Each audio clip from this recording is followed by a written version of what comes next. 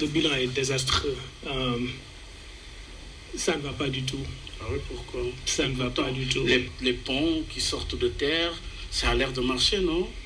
Oui, comme toute économie, l'État dispose d'un budget, donc c'est très normal que l'État fasse des choses. Mais économiquement parlant, ça ne va pas. Et comme vous l'aviez dit, pas que moi, beaucoup d'économistes, beaucoup de financiers, beaucoup d'experts ont averti. Beaucoup en ont parlé. Beaucoup avaient dit au président Sall que le plan Sénégal émergent n'est pas bon. Ce n'est pas un bon plan, ça ne l'a jamais été et ça ne le sera jamais. Quand il est venu au pouvoir, le Sénégal n'avait pas d'argent. C'était sous l'ère Wade, l'ère libérale. C'était faisons ce qu'on veut. Sous l'ère Wade, ils ont vraiment joué avec l'argent. Il y avait des trous financiers. C'était juste n'importe quoi. Donc, il faisait partie de ce régime.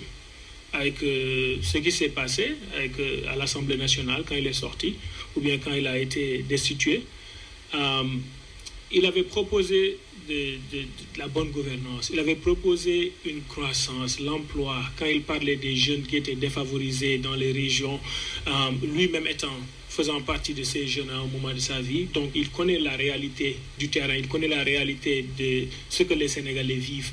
Donc il avait promis beaucoup de belles choses. Les 2 premières années, de 2012 à 2014, il ne pouvait rien faire. Et on comprend. Parce qu'il y avait une signature avec le Fonds monétaire international. Et tant qu'il n'avait pas fini ces examens-là, les 2 examens avec le Fonds monétaire, il n'aurait pas pu démarrer le PSE. Ce qui fait que le PSE a commencé en 2014. Et à regarder le PSE,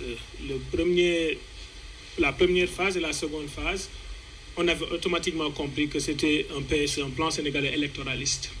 C'était juste un plan électoral pour pouvoir se faire réélire. Dans quel but? Je ne sais pas. Parce que je ne comprends pas pourquoi quelqu'un veuille pouvoir diriger le Sénégal en ce moment. Parce que c'est trop compliqué de diriger dans ce pays si on le fait dans les règles de l'art. Mais bon, si ça se fait dans la corruption et les détournements... Concrètement, ici... Parce que si on regarde les investissements qui se faisaient au temps, durant le premier mandat, c'était des investissements électoralistes. C'était comme si l'ère libérale continuait en fait. C'était comme si c'était Abdoulaye Wade encore comme président. C'était des grands chantiers, oui. des travaux comme le TER. Comme je l'avais dit, je vais le répéter, le TER est un mauvais investissement. Et quand il est allé voir la Banque mondiale lui avait proposé le BRT. Et là, il a décliné, il a refusé. Il a dit que je veux faire le TER. La Banque mondiale lui a dit, donc je ne peux pas te prêter de l'argent parce que ce n'est pas opportun. Il s'est entêté, il est allé emprunter de l'argent un peu partout, Agence française de développement, Trésor français, la BAD, pour pouvoir faire cet investissement-là. Regardons, où en est le TER? Le centre Abdou Diouf, où on a mis presque une 50aine de milliards, sans études. Sans étude de faisabilité. Marché gré à gré donné à des Turcs.